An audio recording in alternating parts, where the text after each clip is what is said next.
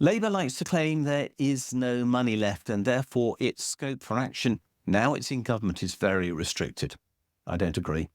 I'm producing a whole series of videos explaining how Labour could change the well-being of millions of people in the UK simply by changing the laws that govern us in ways that will impose very little cost on it, but which will deliver major benefit for the people of the UK.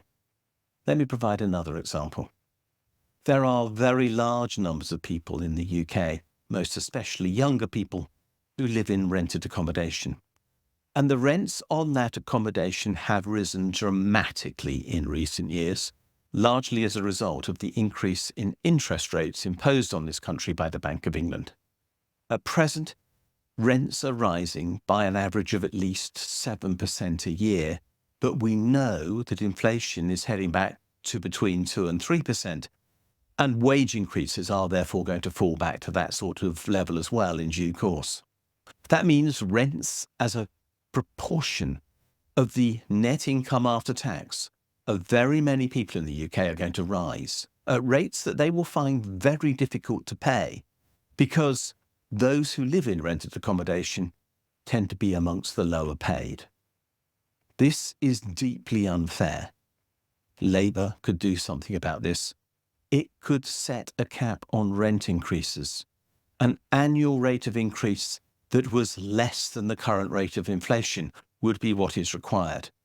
And if at the same time, and this will be the subject of another video, Labour stopped no-fault evictions of those who are in private rented accommodation, then it would not be possible for landlords to evict people so easily to get round this regulation in that way. We need to protect people who live in rented accommodation. It is unfair that they are bearing the brunt of the anti-inflation policy of the Bank of England to no real effect at all with regard to the rate of inflation that we're actually suffering, enjoying, or whichever way you look at it. The fact is, Labour should be stopping these penal rent rises. Come on, Labour. It's within your power to make this change for large numbers of people in the UK. Please do it now.